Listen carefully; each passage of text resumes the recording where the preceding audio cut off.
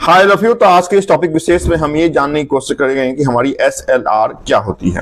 तो एसएलआर का शुरुआत उसके फुल फॉर्म के साथ, that is statutory liquidity ratio, सरल तरलता अनुपात हम इसे हिंदी में कहते हैं। आरबीआई के मॉनेटरी पॉलिसी के, क्वांटिटेटिव मॉनेटरी पॉलिसी के रिजर्व रेट में ये आता था। सारी जो चार चीजें मैंने बताई हैं वो आपके लिए इंपॉर्टेंट है कि रिजर्व रेट है, क्वांटिटेटिव टूल्स का पार्ट है, मॉनेटरी पॉलिसी का पार्ट है और आरबीआई इसे मेंटेन करती है।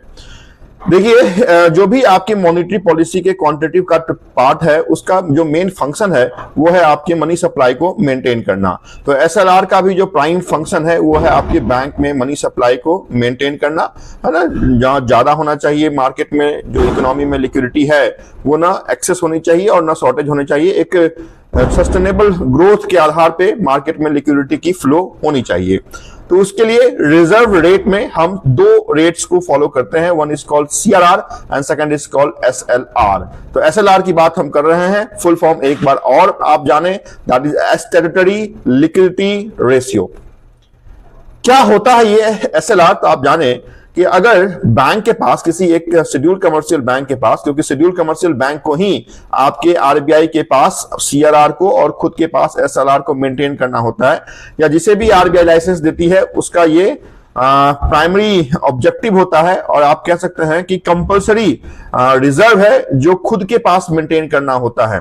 सपोज किसी एबीसी बैंक के पास अगर 100 करोड़ रुपए की एनडीटीएल है, that is net demand and time liability, तो 20 crore, if SLR percentage is 20, तो 20 करोड़ आपके उस बैंक को अपने ही ट्रेजरी में 24/7 ये पैसा रखना पड़ेगा in form of any liquidity, इधर कैश और गोल्ड और एनी ट्रेजरी बिल्स, है ना, किसी भी गवर्नमेंट सिक्योरिटीज के फॉर्म में रखा जा सकता है। तो एक बार आपके इस एसएलआर के डेफिनेशन को हम इस तरीके से देखें तो ज्यादा हमारे लिए समझने में आसानी होगी कि SLR 10% of total NDTL which different commercial bank or scheduled commercial bank has to maintain with itself in form of any liquidity assets.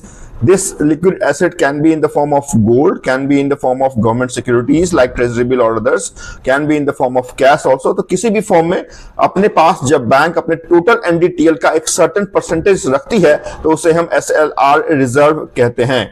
देखिए, दो टाइप के रिजर्व अभी तक आपने जाने हैं, one is called SLR, second is called CRR. तो ये दोनों रिजर्व हैं, एक आरबीआई के पास बैंकों को मेंटेन करना पड़ता है और दूसरा खुद के पास मेंटेन करना पड़ता है। तो खुद के पास जो बैंक मेंटेन करती है of their entire NDTL is called SLR. बहुत बार मैंने बताया कि जब भी ये मॉनेटरी टूल्स के जो रेट्स हैं वो इंक्रीज किए जाते हैं, चाहे वो बैंक रेट हो, रेपो रेट हो, एसएलआर हो, सीआरआर हो, इसका मतलब ये होता है कि अगर रेट्स इंक्रीज हो रहे हैं तो मार्केट से लिक्विडिटी को सक करना है, अगर रेट डिक्रीज होंगे तो मार्केट में लिक्विडिटी को इन्फ्यूज करना है। तो same applies with SLR also. अगर एसएलआर जो आज के डेट में 18% है, आज अगर मैं आपके नवंबर मंथ में ये वीडियो ले रहा हूं 2024, तो as on date RBI reserve rate which is SLR is 18%। तो अगर किसी बैंक के पास 100 रुपए का एनडीटीएल है तो 18 रुपया उस बैंक को अपने पास रखना है 24/7। अगर इस 18 रुपए को आरबीआई कहती है कि रिड्यूस करके 15 रुपए कर दो, तो ये 3 रुपए का गैप है, ये मार्केट में आ जाएगा और मार्केट में आने का मतलब फंड इन्फ्यूज हो गया मार्केट में। तो यही फंक्शन है, एकदम सीधा सीधा आप समझेंगे कि जो भी रेट्स हैं other than reserve repo rate, जो भी ये चार रेट हैं, bank rate, repo rate, CRR और एसएलआर, इनको अगर डिक्रीज किया जाता है तो मार्केट में लिक्विडिटी इन्फ्यूज होगी, अगर इन रेट्स को इंक्रीज किया जाएगा तो मार्केट से लिक्विडिटी क्या होगी, तो सक होगी।